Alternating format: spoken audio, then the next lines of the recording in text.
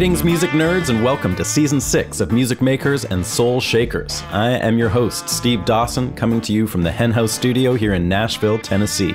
I'm really excited to be bringing you this new season of shows coming to you on the first and third Wednesdays of every month. I have a great lineup of fascinating conversations with incredible musicians, songwriters, guitarists, steel guitarists, drummers, composers, who knows what else. I've been having an incredible time diving deep with these folks, and I know you're going to enjoy listening. Just a reminder that this year I've taken out the short song samples through the show, as things have gotten way more complicated as far as legal use of music goes, so I'll be making an accompanying Spotify playlist to each episode, which you'll find in the episode's show notes and at the website at makersandShakerspodcast.com. So anytime you hear this cute little slide guitar sound, you'll know there's a track to go along with it on the playlist. We have some new sponsors this year, but continue to be largely listener supported. Your help in keeping the show going is always appreciated, and you can do it with a one-time donation or a Patreon subscription. Patreon is a monthly payment of your choice, and when you sign up for that, you get a bit of added content as well as an ad-free version of the show to listen to. If you don't feel like kicking in any dough, that's cool too, but you can help by subscribing for free on Apple Podcasts or Spotify, or just spread the word by sharing the show, following us on Instagram, YouTube, Facebook, and telling all your pals about it. You can get links to all this stuff, of course, at makersandShakerspodcast.com. Meanwhile, many thanks to our sponsors this season. Please check them out and let them know that I sent you. They are Isotope, Ear Trumpet Labs, Union Tube and Transistor, Black Mountain Picks, and Spectra 1964. Greetings, folks and music nerds, and welcome back to Season 6 of the show. This is episode number 125. Yep, 100 and a quarter. That's kind of exciting. Today, I am bringing you a conversation with someone who's been around music her entire life. She's an incredible singer, a songwriter, and just musician in general. But only recently she started releasing records under her own name, which is Amy Helm. Well, this summer has been punishingly hot here in Nashville, but still a great one. I've been recording a bunch in the new Hen House Studio and doing some gigs as well. And I'm excited to be heading up to the Edmonton Folk Festival in a couple weeks and hope to see some of you there. I'll be with my band, which is Joaquin Cooter on drums, Jeremy Holmes on bass, and Daryl Havers on keyboards. It's always great to play with some pals, and that is a killer festival. So come say hi if you're there.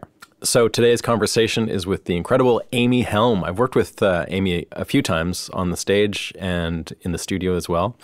She was out with us for a while opening for Matt Anderson when I was leading his band just pre-pandemic, and I got to sit in with her every night. And man, can she sing! And her songs are killer, too. In case you don't know and didn't figure it out by her name, she is the daughter of Levon Helm, drummer and singer of the band. And let me tell you, the apple did not fall far from the tree. Amy has an incredibly natural feel for music, and she's got a really interesting story, too. She grew up in New York, partly in the city, and at various times with her dad in Woodstock. And she was around Levon's barn an awful lot. And she's seen that place go from its pretty humble beginnings to a mecca for roots music. Hosting some of the greatest live shows of the early 2000s and on, they got to be known as the Midnight Ramble, and they'd bring in an all-star band from the area and New York City and put on shows with folks like Dr. John and Johnny Johnson, Elvis Costello, Phil Lesh, Alan Toussaint, Larry Campbell, and they would just put on these insane shows. I never went to it. I was never in the area, but I did get to play at the barn with Birds of Chicago a few years back, and I can tell you that that place is hallowed ground. Amy started a great band in the early 2000s called Ola Bell, and they did a ton of touring and recording and made some great records too. When Levon got really sick with cancer around that time too, Amy sort of reconnected with him and worked with him as he regained his speaking and eventually his singing voice, and she ended up producing his Grammy-winning Dirt Farmer album with Larry Campbell. And that's such an incredible album, and Amy was a huge part of bringing that to life. She's put out 3 solo records of her own. The most recent one we get to talk quite a bit about, and it's called What the Flood Leaves Behind. And it's really a masterful album. She just keeps getting better. We talked about the recording and writing process and just had a great old chin wag. So let's get into it. And you can get info on all of Amy's tour dates and albums at amyhelm.com. And before we get going, I'd just like to put a shout out to the following folks who made donations or signed up to the Patreon over the last couple weeks: David Cooley, Ron Wagner, and Janice Simcoe. Many thanks to you guys. Could not do it without you. All right, let's get down to it. Enjoy my conversation with Amy Helm. Your emails settled my nerves a little bit. Are you terrified? I'm terrified, because I haven't done you do like an album cycle and you do 1,000 interviews and you start to get your muscle memory with the language you want to use and the things you want to say. And I woke up this morning and I was like, Jesus, I have nothing to say. I got nothing to say. I got nothing to say about anything. I'm not so sure about that. Well, we'll see. Did you do much in the way of like Zoom performance kind of thing? Okay. No, I did 2 of them and I was like, never again. Oh, yeah. Yeah, I did I found myself trying to make a lot of jokes that landed so poorly, just with me, myself, and the space in the room, like not knowing how to occupy the distance between me and whoever was listening. I felt it was very unnatural.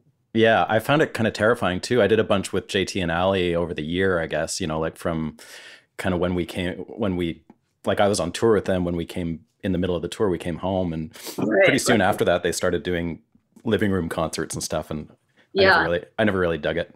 I mean, it was fun to see them and like actually see humans, but, and to play some music, which was nice. Yeah. But the whole thing of like having an audience sort of not. No, you know what I did do that I really liked? I went out and I did curbside song deliveries. Oh, you did? I did. Yeah. And that was really fun. That was like, So how did that work? I just decided one day I was like, if like the Amazon truck can come to the end of my lawn, and this guy can get out and put a box down, I can get out and sing a song to someone from 40 feet away and just sing really loud, at the end of their driveway. Yeah, you can belt it out.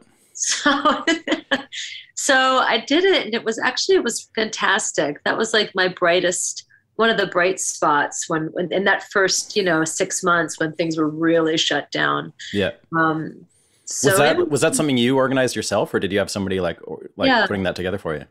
No, I just put it on Instagram and people signed up. Cool. And we pick we can only do 10 or 12 houses. We got tons of requests for it. It actually turned out to be something, to tell you the truth.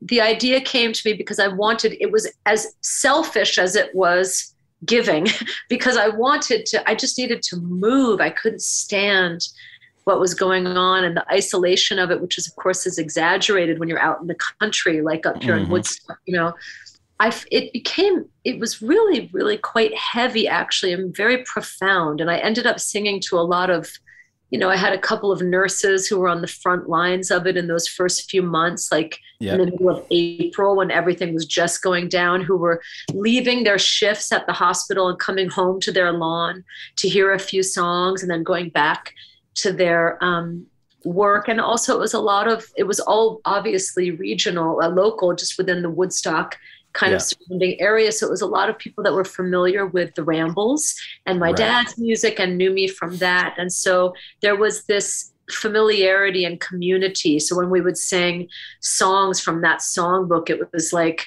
it was heavy. It was heavy. It was humbling. Since you mentioned Woodstock, I'd love to kind of hear a bit about the actual, the place that you're in. I know you spent a lot of time in New York City growing up and stuff, but now that you're living back in Woodstock, can you tell me a bit about the community there? To me, it's fascinating. I've never spent much time there. I've done gigs at there was a big theater, well, not huge, but a sort of a mid-sized theater that I played. I don't know what it's called. I'm sure you know it, sort of in town. And then Bears Theater, probably. Probably, yeah. And then being at the barn is incredible. But it kind of turns Woodstock into a bit of a mythic place, and there's an amazing music scene there. And I guess there always has been, but now these days it seems like surrounding you in the barn, there's sort of like this young group of people who a lot of them play with you, and I've seen them around and in your band and stuff. But there's this whole community going on. I just wonder if you could talk a little bit about that and what it means to you, and maybe we can branch that into the recording of your last album, which I know you did in Woodstock. Yes, yeah. Yeah, it's true. Woodstock is like, there is this vibrant, rich, and very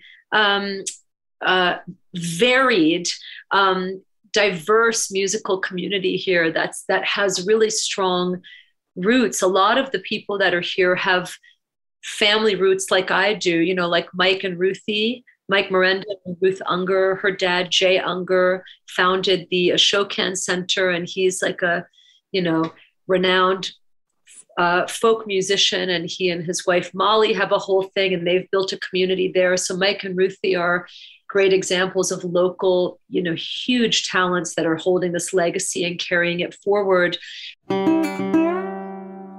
They jump to mind as the first people because they also, with the Ashokan Center, which is a place that holds a lot of seminars and classes and all of these opportunities for people to learn music, that's a real hub for musicians to kind of gather there and find each other. Is that in town as well? Yeah, it's 15 minutes outside of Woodstock. Okay. And they also really hold a lot of the old time music and bluegrass and traditional genres and musical styles. So you've got Mike and Ruthie, you have Lee Falco, who's an incredible young singer and drummer, whose dad, Tony Falco, just passed away, sadly, to COVID.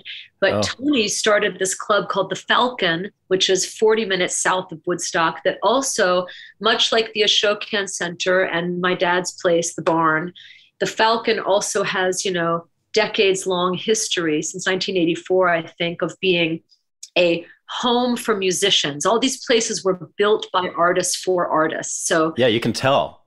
Yeah, and the Falcon also very much catered to, has always been a home for jazz musicians too. So you have those are three places that that come to mind that musicians knew was a home base and a place that they could go work and get a payday and meet community and meet friends. And it's just an amazing thing. I mean, the list of singers and players here, it's crazy, isn't it? On and on and on. We've got Elizabeth Mitchell and Dan Littleton and Lee Falco and Connor and Brandon and Will and all those guys there. And it's just does Zach Janikian live in Woodstock? He does. Okay. Woodstock.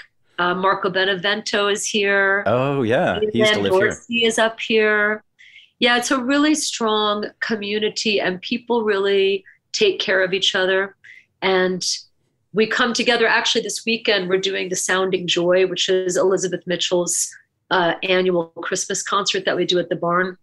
And that's kind of become the place once a year when you touch down and see a lot of people. Okay. Jackson Kinchelow and Arlie Kinchelow from Sister Sparrow are up here. There's a lot of, and they also grew up in Margaretville, which is an hour north. So you have a lot of deeply rooted players up here, which is nice. Right. And what is the appeal? Just like the proximity to New York obviously is huge, and it's close to there, so there's like work and there's transportation available, but also it's like there's kind of a magical feel up there in the Catskills, right? I mean, I think that the appeal was that musicians could come here and afford to rent a place. Mm-hmm.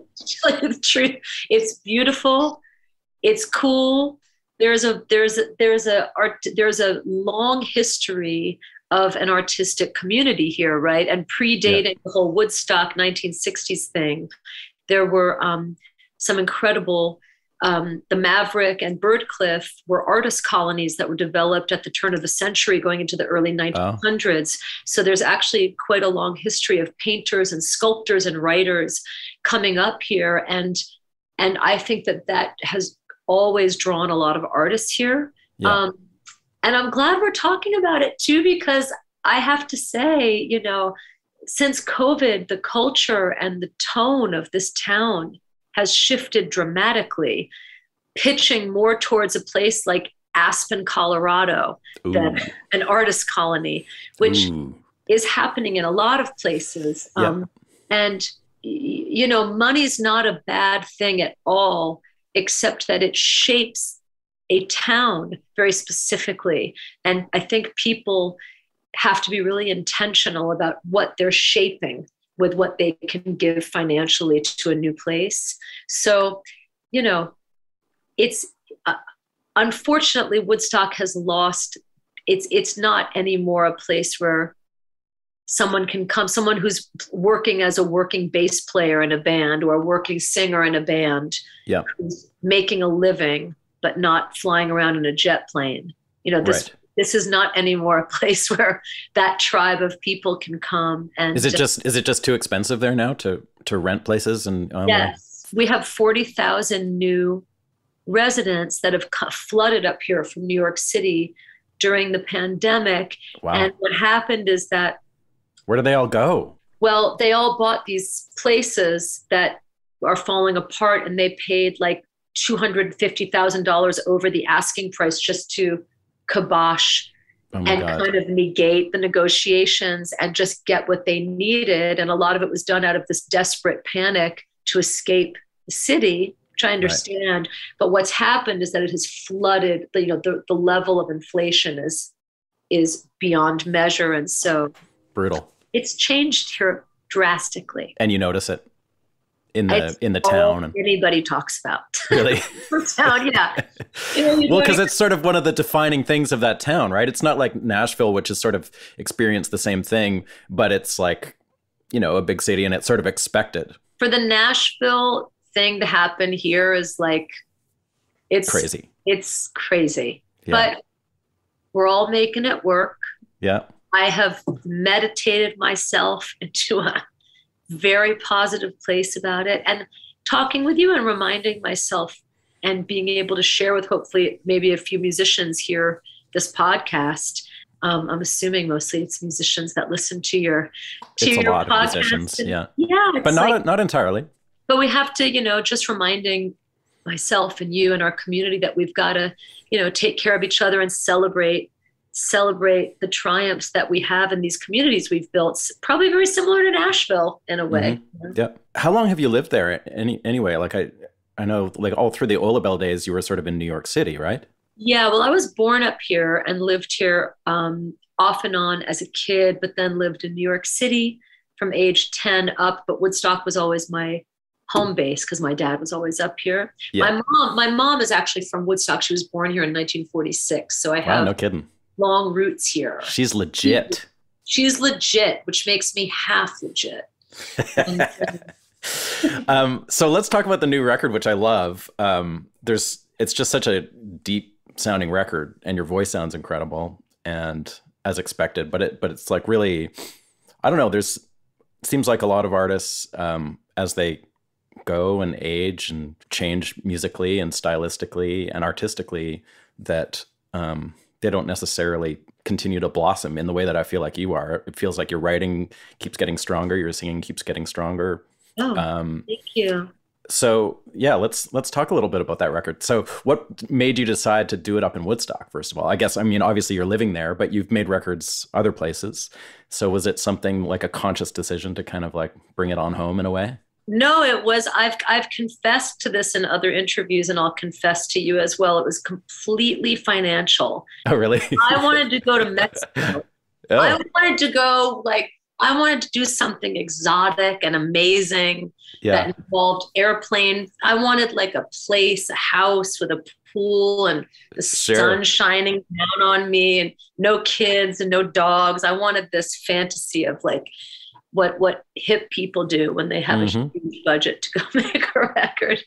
And I say that, I always hesitate a little bit when I confess that, because I don't want it to make me sound jaded, because I understand how incredible it is that I have the barn to record at. So in full confession to my musician friends that might be listening to us, it was practical. It was cash money, and it was practicality. Yeah. And then I was completely humbled by the experience of going back into that room, which I've sang in thousands of times since I was a kid. And in the last few years, I mean, every month I'm doing some gig or part of something there. And then to walk into the room and make with the intention and the effort of recording, I was just reminded of how very special that space is. And when it's quiet and there's no delay and you're connecting with all the corners of those beams and stuff, man, it was really special. And also something that was interesting is that it was as special for Josh and Phil Cook and Tony Mason and Michael Libramento and Dan Goodwin, who engineered the record. All of us coming into that space were... Those are all guys that have had experience in there too, right? They know it. No, they didn't know it. They didn't. Well, Tony Mason knew it. He was the only one who had experience there. Phil Cook hasn't played a bunch there and stuff? He played there once. He played the live show, but no one had recorded in there. Okay. And everybody was captivated in their own way by the room. It was moving people, all of us, and that was interesting. It is a special experience being there. Like for me as an outsider and somebody that, like has a huge amount of respect for the area and for that particular building, it's like you walk in there and you feel it. For you, it's like, I'm sure you like spent so much time in there, you might even take it for granted in some ways, but I did totally took it for granted. And I didn't think I was taking it for granted. And that's why I wanted to go to Mexico, because I didn't realize screw this place. Screw this place. No, so when I've been in there, like it really is set up as a concert venue. It's not really set up as a studio, although you can see how you could easily, with the right equipment and stuff, easily make records in there. Did you have to change things around, or did you kind of leave it as a live setup to make your record? No, we changed things around. The cool thing about that room is that, it's very live. So you have to be prepared to make a record with some bleed and a lot of room sound in it. There's a lot of cool little places in the room where you get different overtones and different sounds to the instruments. So we set up in a semicircle with, they built like a little vocal booth just of gobos with an open top kind of facing the stage. And then the guys were in a semicircle. Tony was down on the floor a little bit. We had a tight setup close to each other. And I did so you were sitting sort of like where the audience would sit during a show? Yeah, a little, just like where that first front row would be. Yeah. Okay. And then I also had a microphone set up in front of that partitioned place. And some of the tracks we cut just on the floor, which was the best because they were so quiet that I just sang in the room with no phones, just into a microphone. And that was beautiful. That was amazing. I love that. Yeah. You can really hear the room in the recording. Yeah. And so I can't totally picture everything, but the way that I remember it is behind the stage, there's like an elevated sort of like, at some point it was probably like a full on control room, but now it's sort of, right. That's where the console still is. So it is like a control room, a raised control room. And for people who haven't been there, this is it only holds 250 people, but it's a barn, a post and beam barn.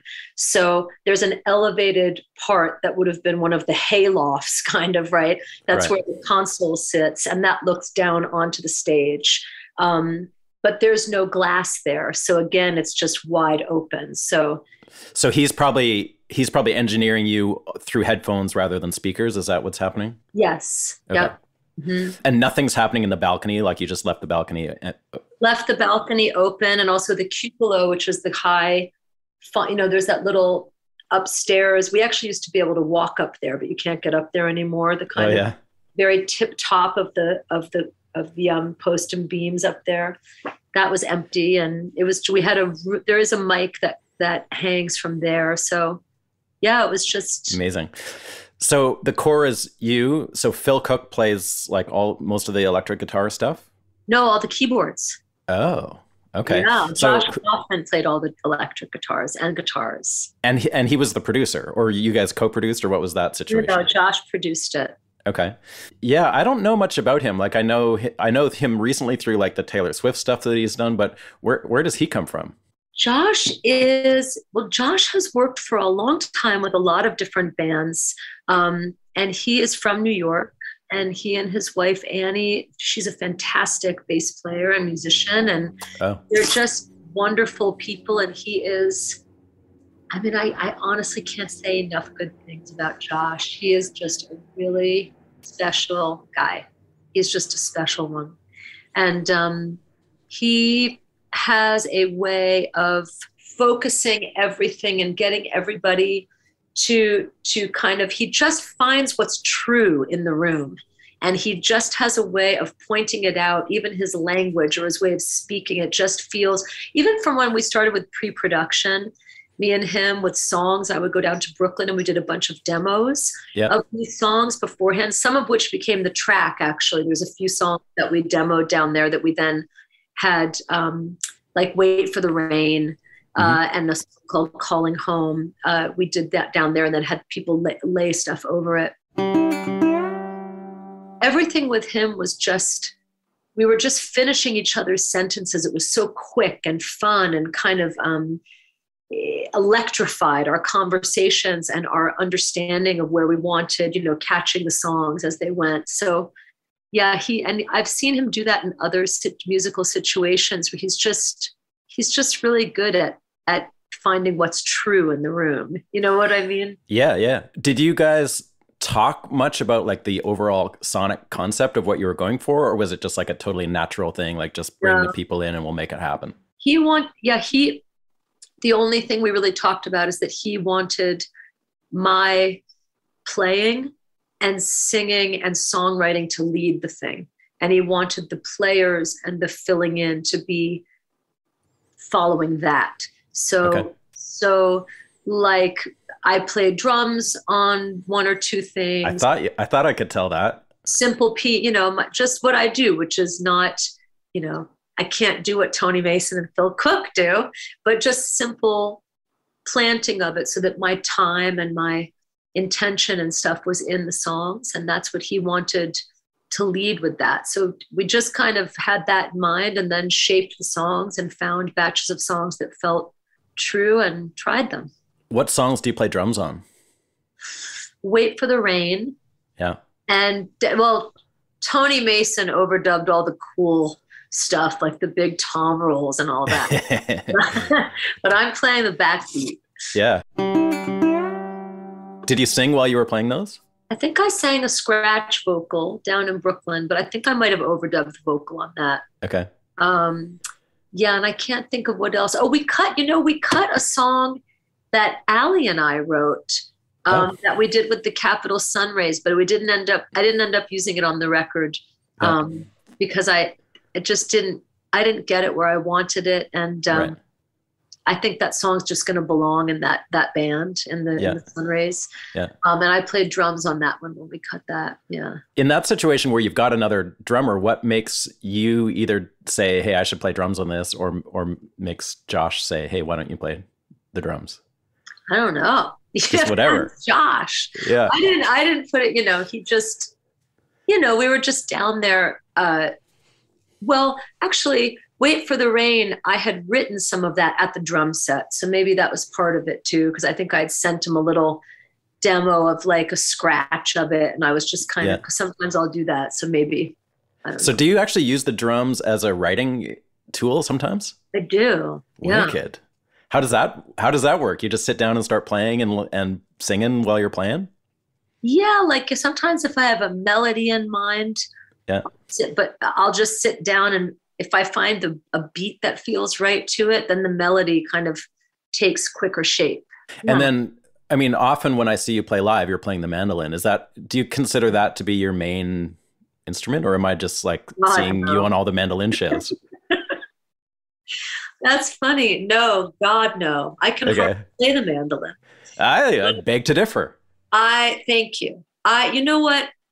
I would say that I have gotten good at rhythm, if there is such a thing, at rhythm, rock and roll rhythm mandolin playing. Totally. That's all I can do. And I can't solo on it. I can't play bluegrass, and I can't do much of a tremolo, but I've been enjoying mandolin a lot since COVID. I'm more interested in it. And I practice little dorky fiddle tunes that I can hardly play, but I'm like enjoying it. And, I play everything just enough to kind of write and get by and hold the time for myself so I can find my way in as a singer. So I guess I would say my voice is my main instrument. Okay. Yeah. Is there one of them though that you gravitate towards when you're actually writing? I write on all three: piano, mandolin, okay. and drums, pretty equally, actually, I would say. And what's the writing process for you like these days? I'd imagine it's changed a bit over the years, or have you always done it the same? And like, are you like a lyrics first person or anything? Or it's lyrics come last, and they're my biggest struggle. Yeah. And I'm still hoping every day that I get better at it. Melodies come in. Melodies come in easily for me. Yep, you can tell. Yeah. Sometimes melodies come in for me for other singers. Like I had this song called "Ran the Wilds." I wrote the whole thing for Allie to sing, and I had her voice in mind, and the whole melody just dropped in. And I wrote the whole thing for her. And I didn't have words, and she listened to my demo and had me sing it over and over again, and sat there with a notebook and wrote down what came to her. Yeah. And then she wouldn't say that. She was like, "You have to sing it." So that's, I think words are slippery and elusive. Do you get hung up like with blockage in that way? Like, do you get to the point where you've got what you feel like could be a song and you just can't get the words together? Yeah, I have like 40 of those. Yeah. Okay. Well, yeah, I do all the time. Yeah, me too. Yeah. It's a struggle for me too. I feel pretty much the same. Like I find the music stuff comes pretty easily, and melodies are, a dime a dozen really. Like I would never have any issues coming up with something, whether it's good or not, I don't know. But just that feels like it's a constant tap that I can just turn on and off. Whereas lyrics, it's a whole different ballgame. Me too. And if I'm really being honest with myself and facing the mirror, I think too that I was just reading there's a book on poetry by Mary Oliver that she wrote, an instructional book on poetry that I just kind of started. And the very first chapter has some really beautiful reminders and descriptions of how to meet those words, how to find them and how to show up for them. And I can't say it in the language as beautiful as she used, but to paraphrase, it was something like, that there's a shyness that muse and those words has its own entity that's shy, that kind of is afraid of us not meeting it. So we have to kind of show up with the discipline and the presence to like meet it every day. And then eventually the shy muse comes towards us, So I think about that too, that I'm hoping to get more disciplined about that in the next few months here as I try to finish up some material. And you do, I don't know how much exactly, but you definitely do co-writing. Is that something where when you do it, do you kind of lean on people to bring more lyric than... Definitely. That's always what it is. Oh, okay. So you actually bring in like complete songs or melodies or whatever, and then... Pretty much. Yeah. Yes, pretty much. Although with Elizabeth, Elizabeth Zeman, who I wrote Wait for the Rain and Renegade Heart with her, she's just a genius musician. And I had some chords, and then she added a couple and changed a couple things so that it was a deeper structure, I think, chordally, sure. But then other songs, I've brought in the whole thing. And then you did something with Mary Gauthier, right, on this record? Yeah. Was that a co-write as well, or did you? Okay. That was a co-write. Yeah. Same kind of thing. Like, did you have a song and she provided lyrics, basically? Whole song finished. Oh wow. The melody and the chorus and everything, and the verses, the chorus, the chords, And then she and I sat together and did the lyrics together in Nashville. We wrote that song like 6 years ago now, or 5 years ago. So do you find that you'll just use like absolute nonsense to get through a song, like in the early stages, or are you just singing gibberish and maybe something comes out of that? I don't know if you've watched that Beatles Get Back movie that just came out, but it's so wild to see, like, you know, they're singing, there's some songs that come in pretty fully formed, but a lot of them, they're just singing like the most ridiculous lyrics over what are classic songs now, you know, like, and it's funny to see that process. And some people I know like do that whole thing of just basically like shaping words out of nothing and things pop into their head. Right. But for other people, it's, you know, they don't like doing that. So yeah, it's still a mystery. I'm going to pick up that Mary Oliver book again after this conversation and start to, it's also life distractions. Like, I love my kids more than the world itself. And there's nothing I love more than being a mom, but I need to like get gone. I really need to make this trip to Mexico or at least to like the Adirondacks or something. Something's got to give. I can't finish anything, you know? Yeah. So how did you manage to, like, when you do make a record and basically when you're working at the barn, it's kind of like being at home essentially. Like, I know you don't live in the barn, but it's pretty close, right? And like, how do you navigate that? How long did you spend making the record? We only did 4 days. Wow. Amazing. And the kids, they went to my ex-husband's house for 4 nights, you know, set that up, had my puppy go to the dog sitter for 4 nights and just like focused. Tried to focus. And was it pretty magical? Like, you guys just went in and got sounds pretty quickly? Like, 4 days is quick. There's not a lot of room to be messing around in there. It was so magical. It was one of the deepest experiences I've had yet recording a record. Interesting. I felt so I don't know. I don't know. I just was at a certain place. You know, you come to those places in your life where you kind of stop and you look back and you can see where you've been. And that happens to us as musicians, I think. And I was just in one of those places. I was landed back from the road and have gotten to a certain place with my kids and as a mother and with my patience and my tools with that. And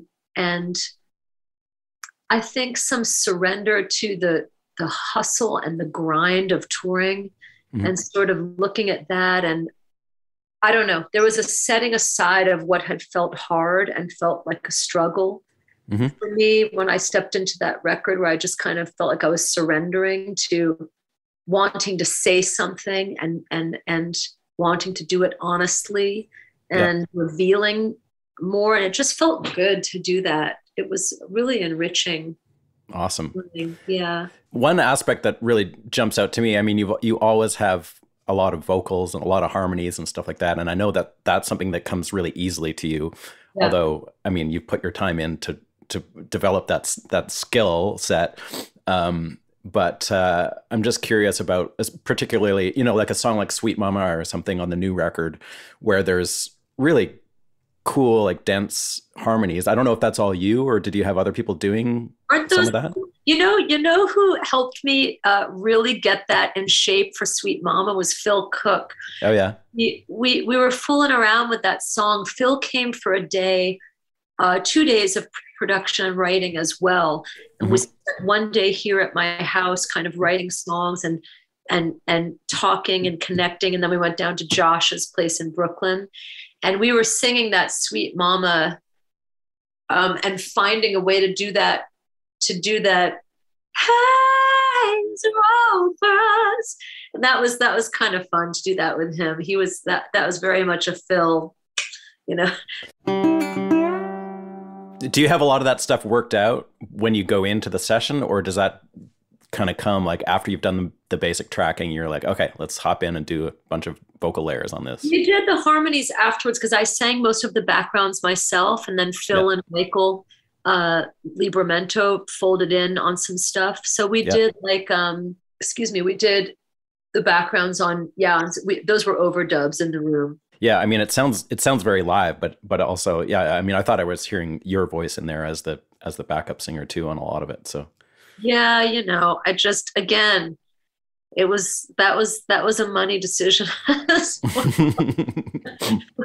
I ended And up having fun and it was cool. It was great. and do you find that you end up recording songs on the instrument that you write them on? I'm always curious about that too, with people that play a bunch of different instruments. Like Terminal B, I think you play mandolin on that. Oh, Do you yeah. write that on the mandolin? Yeah. Yeah. Okay. I did play that on mandolin and I can that is one I've been practicing because I don't know Oh, yeah. like I'm doing the weirdest finger picking thing, which sounds really cool when I'm by myself on my couch in my living room. Yeah. And every time I get on stage with that song, it's like my cross to You bear. struggle with it? Really? Why? I don't know. I Yeah. don't know. It's so stupid. It's like if I don't I'm so blessed to have all these amazing guitar players that I've gotten to play with, and I always just kind of look at them like a deer in the headlights. Like, come on, they pick up the slack. Yeah. So the space itself, the barn, can you give me a little bit of history of that? Like, I know that it burnt down, right? Like I don't know if that was in the 90s or something. Yeah, it burnt down in 91, I think. Okay. And then was rebuilt and pretty much built was made slightly bigger. And my dad had bluestone walls separating the three, it's your basic barn structure with like the big pitched main middle room and then two additions onto it. Yeah. So he has bluestone as a separation between those rooms in case there were a fire, it would stop. Oh, I see. That's what it's for. Yeah, and it sounds, he and Garth dialed in the sound too. It's a beautiful sounding room. We're actually in the process right now of getting a whole new PA system and monitors, which is going to be great. Those are like 20 years old at this point and kind of on their way out. Yeah. So I'm excited to hear the room with a system that accompanies it the right way. So the original incarnation, like the original building, was it very similar to the one that's there now? Yeah. Historically, it was, I don't know if it was meant as a recording studio or meant as a venue, but the venue thing has sort of taken on this big life since the Ramble started in whatever year that was at. Is that something that you are like really focusing on, turning that into a venue more, or could it be multi-purpose? It can be all of them. I mean, venues it's just easier it's difficult to make money running a recording studio. And at this point, musicians are making albums for their own joy at this point. It's like, you're making something you can't sell. Right. So that's going to change the shape of that, which is why a lot of people are doing things at home, I think. But he always intended it to be both a recording studio and a venue. My dad was a true visionary. He was a really, really smart man and somewhat prescient in that, he had an intuition and an understanding of where things were going. So like, for instance, this is way before MTV and music videos even began. This was just before that was even a thought in anyone's mind. He actually built the barn specifically with windows at a certain angle so that you could get a crane with a TV camera, with a film camera, to come in and record what was happening in the control room area and on the live, where the band would be set up. So he always saw it as a multi-purpose room. Oh wow! So did he built the original one from the ground up? Like it wasn't just like a barn that was on the property? No, he built it. My dad was really interested in architecture. Oh, really interested in architecture. In fact, I think that if he hadn't have pursued drumming, that probably would have been what he did. No kidding. He loved to study Frank Lloyd Wright, and he loved simple barn structures and studying the kind of simplistic building structures that had specific measurements, and he knew them by heart and kind of studied it. And he designed the barn, and then of course had builders come and do it. He didn't know, he wasn't a carpenter, but he had the vision for it. Yeah. Wow, that's cool. I didn't know that. Interesting. Yeah. Your upbringing obviously is a unique one, but as far as like your abilities on instruments. Was that something that was like encouraged for you as a kid by your parents, or were they just there was drums and mandolins and pianos around the house and you kind of gravitated towards them, or what was that experience like for you growing up in that environment? Well, I think like any of us that play, from a very young age, like you just kind of, it's what you can do and it's Hmm. what you love, right? So I was playing piano at a very young age and always sang. And so music music is just what I could do and what I was good at, what I liked doing. And then, of course, my dad and my mom were both really encouraging of that and encouraged me with my lessons and learning more about it. With mandolin, my dad gave me a mandolin when I was in my middle, like maybe around 25, 26 years old. And he Yeah. showed me just enough chords and a couple blues riffs that I started to kind of use it more as if I was playing rhythm guitar. So that's how I learned Okay. mandolin, which is why I play in a kind of weird, extremely unsophisticated and Well, that was his vibe on the mandolin too, right? I mean, he wasn't like a virtuoso player, but he had a thing. no, he had a thing. Yeah, he had a thing. And drums, I don't know how drums, I to be completely honest, I just could always do it.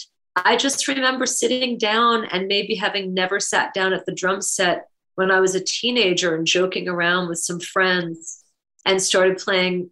I think I was playing like a Go-Go's song and started playing it and laughing and singing it because to make a joke to them. But I kind of realized in the moment, I was like, oh, this is just, Hey, I could just do it. yeah.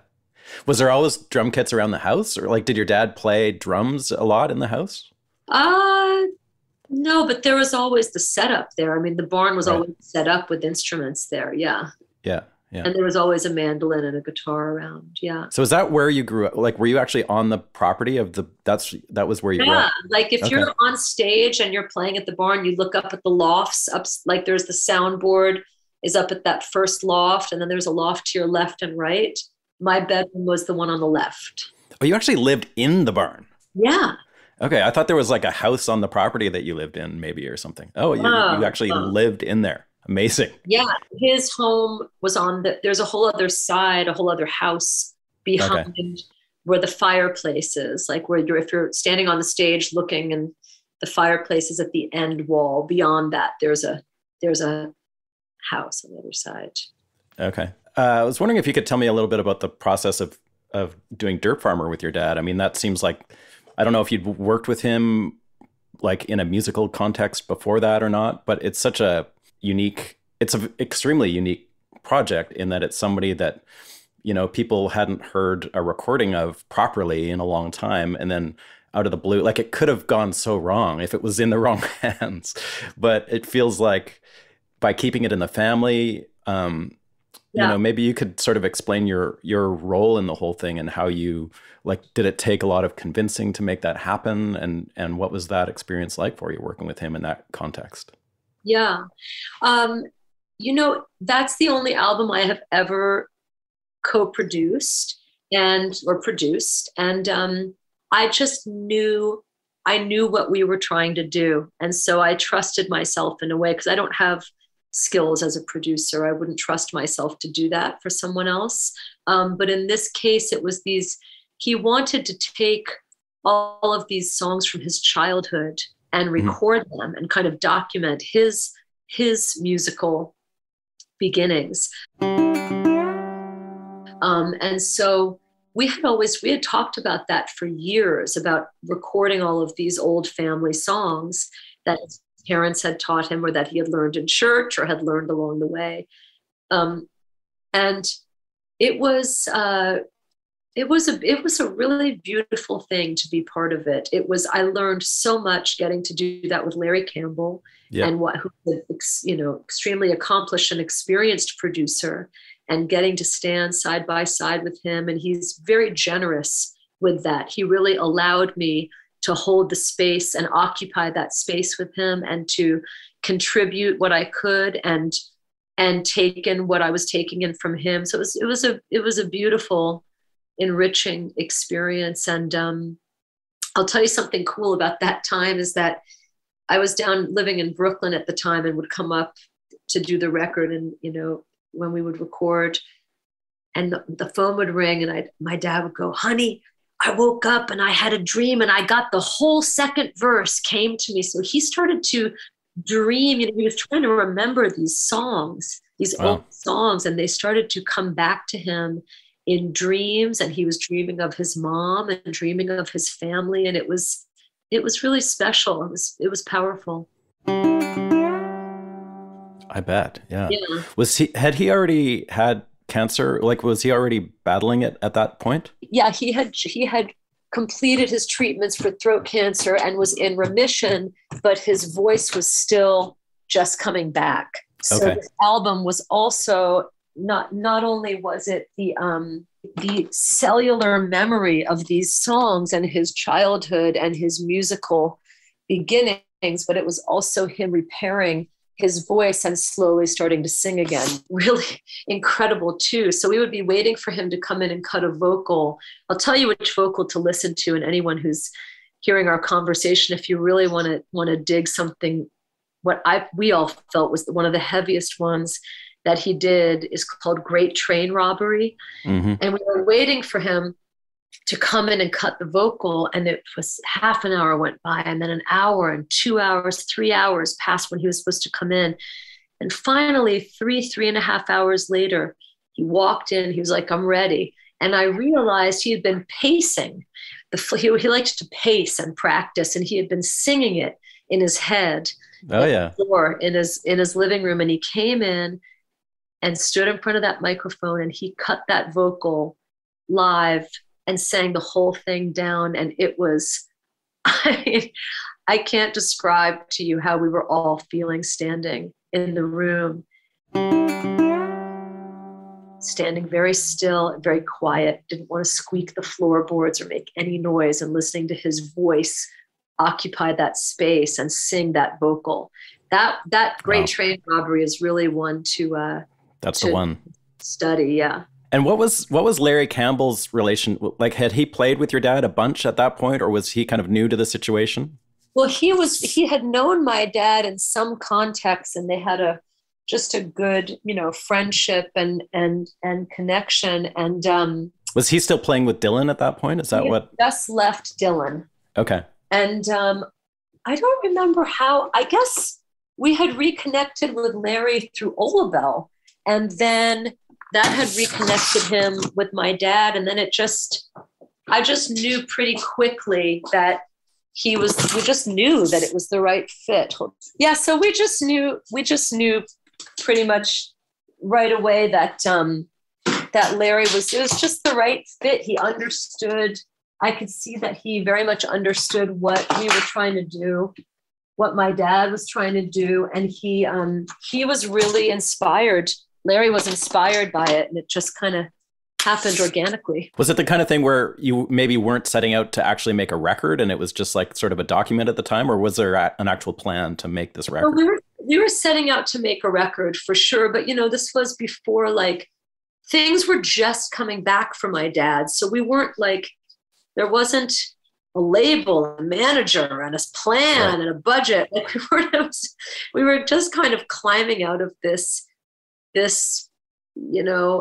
isolated, intense experience of him having come through cancer and just, coming back from bankruptcy. And it was a very quiet, clear musical intention with no infrastructure in place. And so it took someone generous and open like Larry to see that and not care about that and to know how to push it forward. What was the core band for that record? That was like you're playing on it and singing on it, of course, and Larry's playing a bunch of instruments. And was there other people that were there for the whole thing?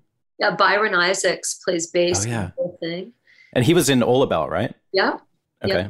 And he was in the Ramble Band too for about 10 years after Olabelle. Yeah, Byron and Larry, my dad, Larry's wife Teresa, and I did all the singing. And Brian Mitchell played keyboards and accordion on some of it. And that was a really special record. Yeah, it's an amazing record. Prior to that, the Ramble had started, and my understanding of the Ramble was that it was sort of a way to like get him out of some financial problem. Or I don't know what all the details are, but it was kind of started out of a need more than anything else, right? I mean, it did kind of start off as a rent party, but for perspective, at that point, the rent that was owed to get it off the auction block was like, you couldn't do it. You'd need a concert at Madison Square Garden to make that shit happen. So, oh my God, it was, rent party / let's pay the electric bill before the bank takes the house back kind of a party, would be more accurate. And also it was his kind of, it was him. It was like he had no other choice but to like, what can you do when you're put into that deep of a corner where you don't have the thing that you made money with, right? He didn't have his voice. Oh, he couldn't sing at all at that point. Right. Yeah. Because he lost. Yeah. He for a few years, he couldn't hardly speak. He would speak in a whisper because he had throat cancer, which, the radiation kind of ravaged his vocal cords. So it was really kind of a letting go to just kind of have like, fuck it. At this point, what else can we do but play a set of music? And if we a couple $100, then shit, we're that much richer than we were. Yeah. So it was. So what was the first Ramble? Like who played at it? What was the structure of it? You know who played the first Ramble? Johnny Johnson, who was the keyboard. The piano, Chuck Berry's piano player. Chuck Berry's piano player. Shit. And I think Olabelle. It was Olabelle. Yeah. My dad. Can't remember now who was there playing. It was just like a hodgepodge of different people that came in. And, I think we sold like 20 tickets and it was like a big money pit. Yeah. And actually in the whole thing was put together, we were going to try it. Yeah. We hardly sold any tickets. We lost money doing it.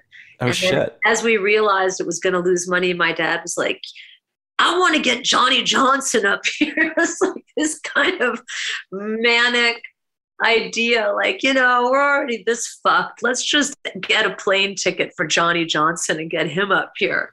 Yeah. And, money we don't have. And everybody was, my dad was definitely, that was part of his thing. But he was inspired to want to do that. Like, that's a cool idea. Well, it was a part of him that was inspired and also slightly crazy, right? It was like manic, but also prescient. And so I look, it was part of his genius and maybe his shadow side as well. Right. So he would do these big things that we couldn't afford that would dig the hole deeper. But, you look back at his life and he was such an unusual person and really such a brilliant guy. And that was how he dreamed of these rambles, by doing shit like that, by buying a plane ticket for Johnny Johnson and paying him $1,000, putting $1,000 cash in his pocket. We didn't have anything, Yeah. With him doing that, putting that in place, setting that in motion is what set the tone for what he wanted. He wanted it to be that. He wanted it to be. What was the trajectory to make it so much of a successful event? Because it didn't languish like that for very long, right? Oh, it languished like that for a long time. Did it really? Oh, yeah. Like how long? Years. Really? So you were doing them for years and like just barely scraping through? We were doing it for years and kind of making ends meet, like not making much money. No, we were just locals would buy tickets. And then similar to the Johnny Johnson thing and this kind of passionate and wild idea on my dad's part, he was like, let's raise the ticket price to $100 a ticket. Everybody was like, what? And of course we did that and hardly anyone bought tickets and he just kept at it and kept at it. And then it slowly started to build. And I'll tell you how it built is because musicians started to hear about what was going on. So once you have a group of everyone wanted to play there, right? Well, everybody wanted to come see what was going down. I mean, at least a handful of drummers did. So once you start that going, right, you know, the musicians came first, and then word got out, and then, you know. Who are some of the people that were the recurring cast of characters? Like, there's, from my understanding, like obviously Larry and Teresa Campbell were there a lot. Yeah, maybe always. Jimmy Weeder, Brian Mitchell. Oh, Jim Weeder, right. Horn players at Howard Johnson, Clark Gayton, Jay Collins, Eric Lawrence, and Steve Bernstein. We had a 5 horns. Amazing. And so those guys are all New York guys, right? So they would drive in for the show? Everybody would drive in. We did it every weekend. And then eventually, you know, my dad did not want to take it on the road, but he understood that people had to make a little bread too. So I think he did that really for the band. For the guys, so that we would go on the road and make a little more money and pay everybody. But he just loved playing at home. And he was really proud of having built those rambles. Also at the time, Woodstock was not such a destination. So in the winter months in Woodstock, he actually did a lot to invigorate the financial status of a lot of businesses up here, because all of a sudden hotels were getting booked up for people that were coming up from the city, and restaurants were getting, you know, a few more patrons in on a Saturday night. So it was a cool thing that he did for the community. It had a big impact. So what year did it really, do you feel like it turned the corner into something that was like a successful thing all of a sudden? I didn't realize it kind of like sat there. I can't remember. You know, it turned like anything else. It turned the corner when enough celebrities came and the New York Times wrote about it and did an article about it, which is great. Yeah. But truthfully, the thing was like built by a drummer for musicians, kind of a thing that really just players knew about for years before that. Wow, it's such a cool idea, but it obviously takes a lot of trial and error to get something like that off the ground. Trial and error, and maybe just a dash of craziness. Totally. Yeah. As far as your dad's story goes, is there there's his book, which I found very captivating. Is there something that you feel captures him? I guess the movie, the We're Not In It for the Money movie is that's an intense watch. A lot of the band stuff that's out there gets very Robbie Robertson biased, which is, especially that last one, I found really irritating in that way. Is there one of those? Documentary? Yeah. I'm curious. How did it irritate you? I'm just curious. There's just this undertone of making it all about him, which to me, and you know, a lot of people that are in my position of just being a big music fan and kind of realizing Levon's impact on the band and their sound, and just having somebody, like maybe he wrote the bulk of the lyrics or whatever, but like obviously there's more to it than that. And when you hear the story being told from his side over and over again, it gets irritating. Yeah, that documentary was really intense for me to watch. Was it? Oh my God. I made the mistake of going to see it in the movie theater here in Woodstock, which I just wasn't prepared. I mean, I could not leave the seat for a minute, because it was just, seeing all that footage of them when they were young. And it's a strange thing when you lose a parent, even though it's been a while. It will be 10 years, but there's something about, and I'm sure it's this experience for anybody, like if you haven't seen footage or photographs of them in a long time, it was just really intense. But the documentary, well, the one thing I'll say about the documentary is that I think that I understand he was telling one part of his experience. And I think that I really enjoyed a lot of it, but I don't think this was intentional at all on Robbie's part, and probably comes from him just not being, him and my dad's friendship having fallen off so long ago. But I think that some people that were being used, their interviews were being used to kind of fill in the character of who my dad was, were just people that didn't know him very well. So like Dominique, Robbie's wife's interviews, I thought were fantastic, but there was a road manager whose name I can't remember right now, and they were relying on him a lot to talk about my dad and who he was and how dark he got. But I felt that was the only thing, is that it kind of, it talked about one part of his life, which was one part of his life and one part of him. But, the thing about my dad is that he had such an incredible end of his life, getting sober and recovering himself, recovering his relationships with his family, with me. He and I had a fractured relationship, and we healed that. And we built a blues band, and we built the Rambles, and he enjoyed his grandchildren he got to meet before he passed, and he made those albums and built a new band that he was proud of. So there was a lot of light and a lot of recovery in the last 15 years of my dad's life. Mm-hmm. So yeah, that's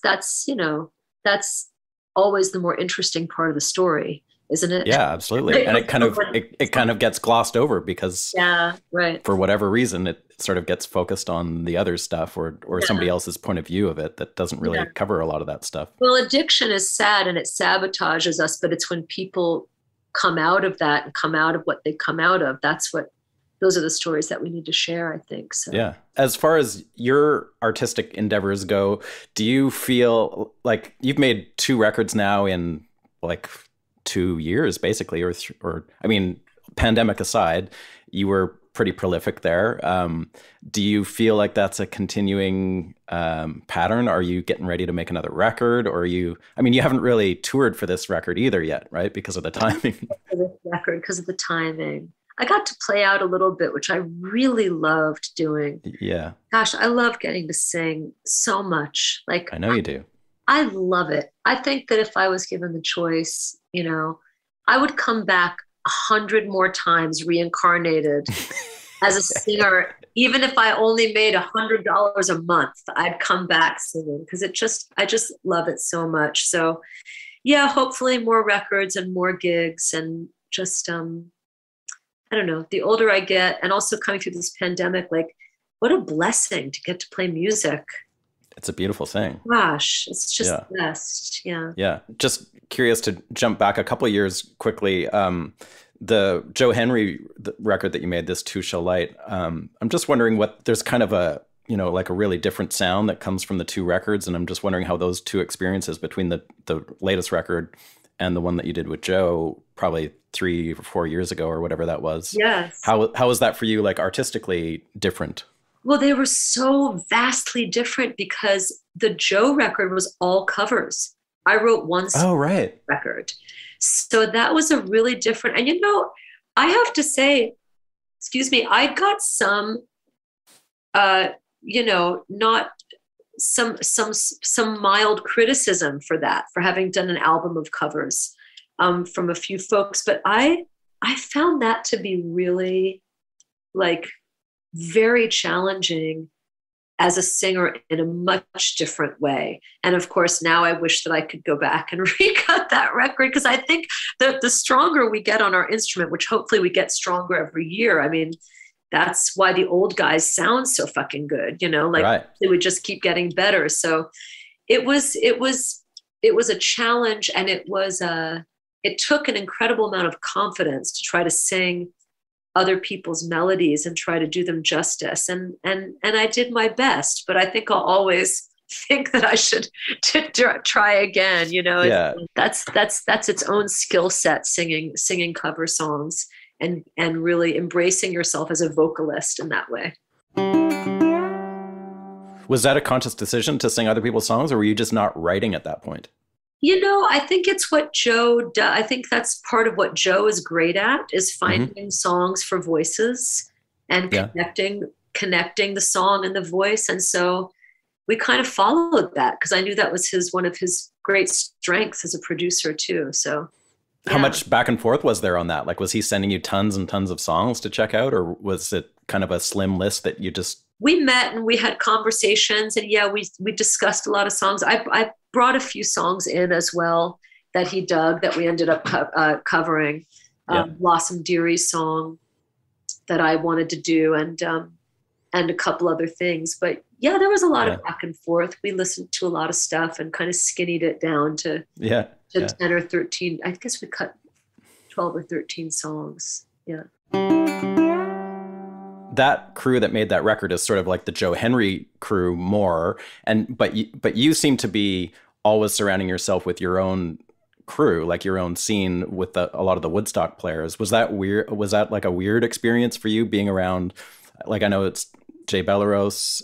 Was it Jen Condos playing bass? Oh, she's awesome. And Doyle Bramhall, right, on guitar. Yeah. Right.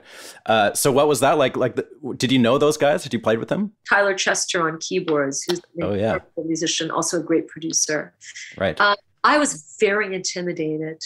I knew Jay, and I wasn't intimidated by Jay, because Jay and I had like hung a bit and done some gigs with each other, and that felt like you had a bond there. Yeah, I had some familiarity with him, but for as experienced as I thought I was in this industry, when I got there, gosh, I was really intimidated. I was nervous. Really?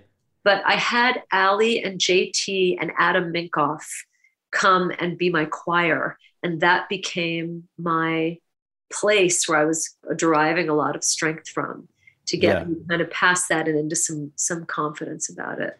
And Joe had left his house, so you guys were in like a big old LA studio too at that point, right? Yeah. So that's sort of a intimidating LA studio where Frank Sinatra and Ray Charles, all of these people had cut their tracks. So it felt like, I'd gone to Disneyland and I had to make something happen a little bit. But it was also a nice challenge. I mean, that was, you get thrown into those situations and all you can do is find the place in yourself that knows your value and then do your best from there. So words to live by. It's all you can do. That's right. And don't criticize yourself after you've done your best. Just let it be. Move on to the next. Yeah. Have you made any plans yet to record again, or you're not quite there yet? Yes, I'm heading towards it. I'm definitely going to do my next record with Josh again. I feel like we just kind of stumbled upon something that was just so effortless in terms of our chemistry and language with each other. And sounds like it. Yeah, so I'm going to get some songs together. And will you work at the barn again, or do you feel like that was something that you need to, or you're going to shoot for Mexico this time? I've been wondering about that. I don't know. I might shoot for Mexico, but I'm sure I'll end up at the barn if I take a peek at my latest bank statement. Looks like, but everybody, out there, just be rooting for me. Maybe I'll make it to my we will Mexican desert recording dream someday. So can somebody book the barn and record a record in there or not? They can? Yeah. Oh, okay. I got to come and do that someday. Oh, you've got to. For if it suits the record and it suits the tone of what you're going for, it's a very special room. It sure is. There's a lot of great studios in Woodstock. I mean, there's a lot of great places up here, but the barn is definitely unique in that. Yeah. It's a magical place. Yeah. Yeah. Well, thanks, Amy. Thanks for talking to me today. And I can't wait to see what you do next. For 118, and I was nervous that I wouldn't have much to say. And here I am, you can't shut me up. We could keep going and going and going. Yeah. Always. No, it's sort of a thing, once you start blabbing about stuff, it's pretty easy to fill up an hour of blabbing when you're talking about music. You make it easy. Thank you for your thoughtful questions and your ease about all of it. It's always great to see you and talk with you and get to hang. All right. Well, thanks, Amy. Keep me posted when you're coming through, and we'll hook up for some ice cream maybe. I would love that. All right. All right. Thanks, Steve. Okay. Thanks. Talk to you soon. Bye. Folks, that was my conversation with Amy Helm. I sure enjoyed having it, and I hope you enjoyed listening to it. I will be back in a couple of weeks for another chilling episode of Music Makers and Soul Shakers. We shall see you then. Over and out.